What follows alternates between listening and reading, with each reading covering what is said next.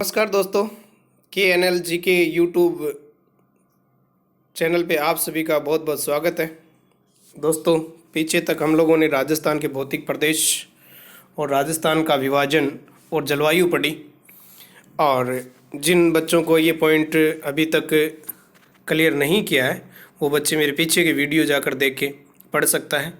और आज हम अध्ययन करेंगे मेरे प्यारे बच्चों राजस्थान की मिट्टियाँ।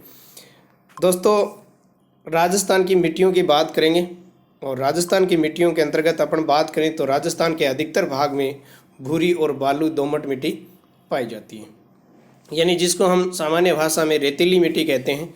रेतीली मिट्टी है जो राजस्थान के अधिकांश भाग में पाई जाती है।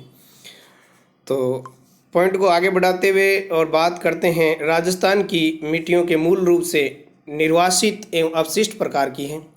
ठीक है, यानी ये राजस्थान की मिट्टियाँ हैं वो ज़्यादा से ज़्यादा इधर से इधर होती रहती है, क्योंकि हवाओं के साथ यहाँ की जो बालू मिट्टी है वो अपना स्थान परिवर्तित करती रहती है, क्योंकि यहाँ पर नित्यवाही नदियों का अभाव है और वनस्पति की भी क्या रहती है, कमी रहती है।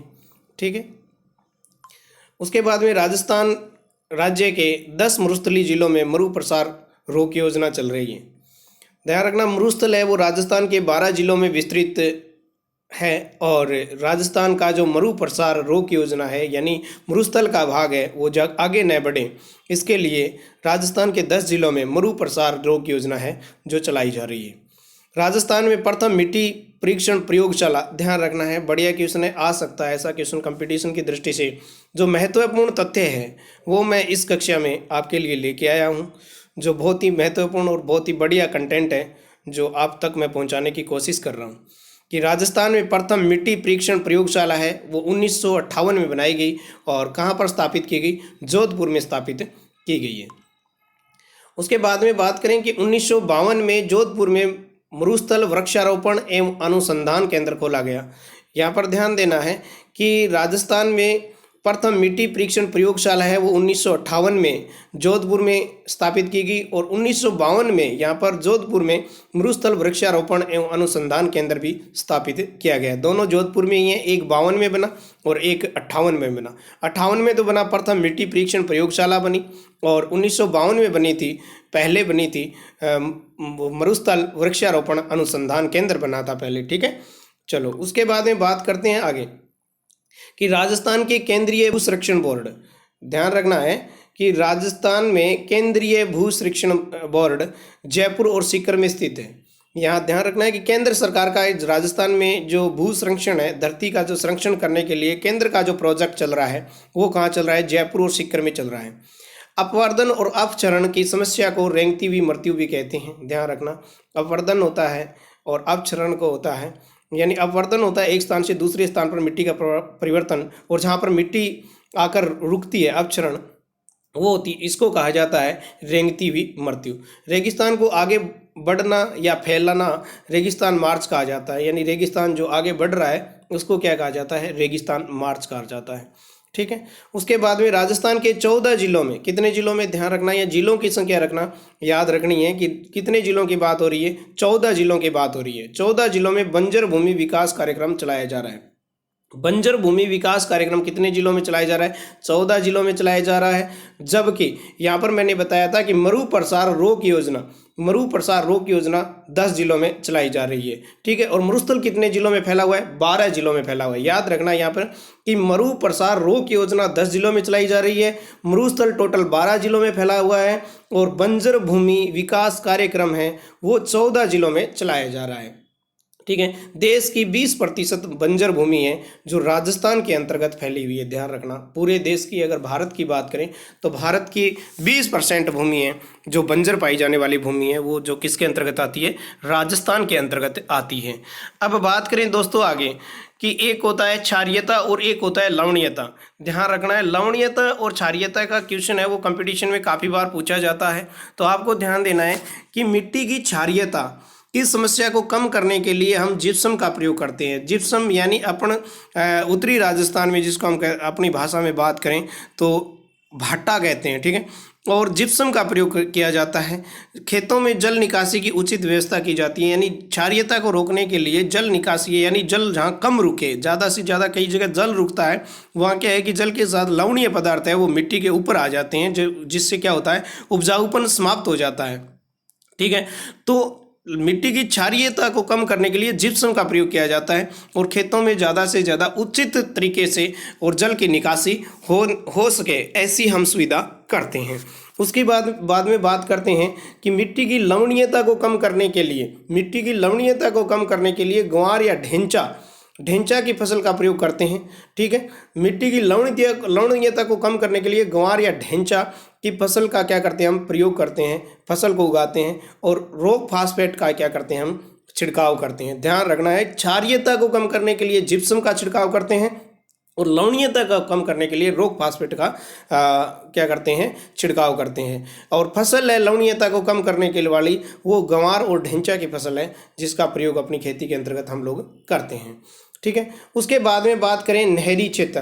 राजस्थान में अधिकतर नहरी क्षेत्र है वो 2 जिलों की ओर ज़्यादा विस्तृत है, हनुमानगढ़ और गंगानगर, जहाँ पर क्या हो गई है, सेम की समस्या हो गई है। और सेम क्या होती है, जल अधिक होने के कारण जो दलदल भूमि का निर्माण करती है वो होती है सेम। ठीक है, यानी क्योंकि उस ज़्यादा पानी यानी ज़्यादा सिंचाई करने से जो ज़मीन का जो गहराई है, गहराई से पानी क्या होता है, ऊपर उठकर आ जाता है, यानी गहराई कम हो जाती है और वहाँ पर दलदली क्षेत्र बन जाता है, उसे कहते हैं हम लोग सेम।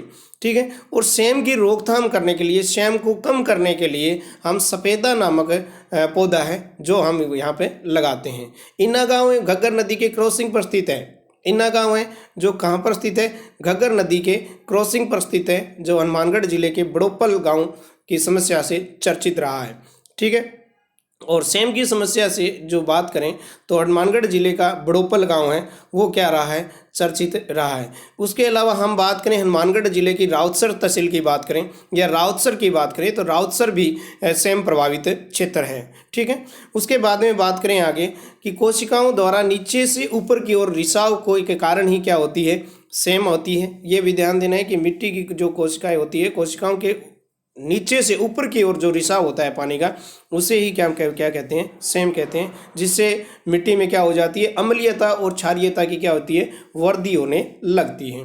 ठीक है, उसके बाद में बात करें कपास। वैसे हम बात करें कि कपास के बीज का जो हम बात करें आविष्कार है, उसकी जननी है वो भारत है, यानी कपास की जो बीज का जो आविष्कार है वो भारत ने किया है और कपास का उत्पादन है वो काली मिट्टी में सर्वाधिक उपयुक्त माना जाता है।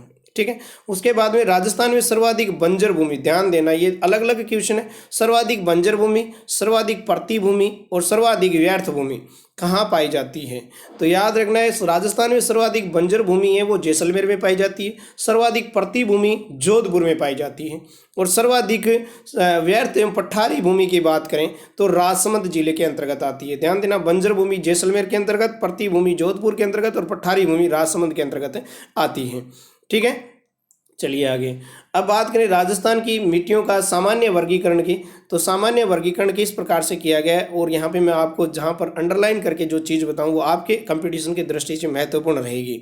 ठीक है दोस्तों, तो बात करते हैं राजस्थान की मिट्टियों का सामान्य वर्गीकरण। पहले बात करें रेतीली एवं बलुई मिट्टी। ध्यान देना, राजस्थान में सबसे ज़्यादा प्रसारित या विस्तारित जो मिट्टी पाई जाती है वो रेतीली एवं बलुई मिट्टी है, वो पाई जाती है। इसका विस्तार राजस्थान के कौन कौन से ज़िलों में है, तो राजस्थान के जो पश्चिमी ज़िले आते हैं, मरुस्थल के जो ज़िले आते हैं, उन सभी ज़िलों में इस मिट्टी का प्रसार पाया जाता है। अपने को रेतीली मिट्टी के लिए मात्र एक शब्द विशेषता याद रखें तो मरुस्थल ज़िले हैं। ठीक है, और मरुस्थल के अंतर्गत 12 ज़िले आते हैं, तो उन लगभग 12 ज़िलों में ये रेतीली मिट्टी है वो पाई जाती है। ठीक है, बात करें जैसलमेर की, बाड़मेर, बीकानेर, चूरू, ठीक है, जोधपुर, पश्चिमी जालौर, पाली, नागौर, हनुमानगढ़, गंगानगर, इन सभी जिलों में ये रेतीली मिट्टी पाई जाती है। रेतीली मिट्टी के दोस्तों क्या होते हैं, कुछ प्रकार होते हैं। एक होती है लाल रेतीली मिट्टी होती है, ठीक है। एक लाल रेतीली मिट्टी होती है, एक पीली भूरी रेतीली मिट्टी होती है, एक लवणीयता एवं खारी मिट्टी होती है। यानी रेतीली मिट्टी भी 3 प्रकार की होती है, ठीक है। इसकी विशेषता क्या होती है कि इसमें एक तो नमी कम रहती है, क्योंकि सूर्य के प्रकाश के साथ ही ये नमी बहुत जल्दी छोड़ती है, ठीक है। नाइट्रोजन भी कम होता है इसमें, और लवणीयता क्या होती है, अधिक होती है। क्योंकि अधिकतर जो हम रेगिस्तान की जो नदियों की बात करते हैं तो वो खारी है। किस कारण? क्योंकि इस मिट्टी की जो विशेषता है वो लवणीयता है, ठीक है। उसके बाद में बात करें इस मिट्टी में किस प्रकार की फसल है वो बोई जाती है, तो इस मिट्टी में बात करें तो बाजरा है, मोठ है, ग्वार है, चोला है, इस प्रकार की मिट्टियाँ यहाँ पर फसलें हैं वो यहाँ पर बोई जाती है। उसके बाद में बात करें दोस्तों भूरी मिट्टी की। भूरी मिट्टी है वो पश्चिमी बाड़मेर में पाई जाती है, पूर्वी जालौर में पाई जाती है, पूर्वी जोधपुर में पाई जाती है, सिरोही में पाई जाती है, पाली में, नागौर में, सीकर में, झुंझुनू में। ये मिट्टी भूरी रेतीली मिट्टी है। इसकी विशेषता फसल इसके अंदर क्या होती है कि फसल इसमें ज्वार, बाजरा, मूंग, तिल, मोठ की फसलें यहाँ पर लोग पैदा करते हैं। और विशेषता क्या रहती है दोस्तों? विशेषता रहती है नाइट्रोजन की अधिकता से उपजाऊपन। यानी नाइट्रोजन की इसके अंदर क्या रहे, अधिकता है। ध्यान देना कि पीछे जो अपन लोग पढ़ के आए थे रेतीली बलुई मिट्टी, रेतीली बलुई मिट्टी में नाइट्रोजन की मात्रा कम होती है, जबकि भूरी रेतीली मिट्टी में नाइट्रोजन की मात्रा अधिक होती है, ठीक है। उसके बाद में अगली मिट्टी है लाल मिट्टी, ठीक है।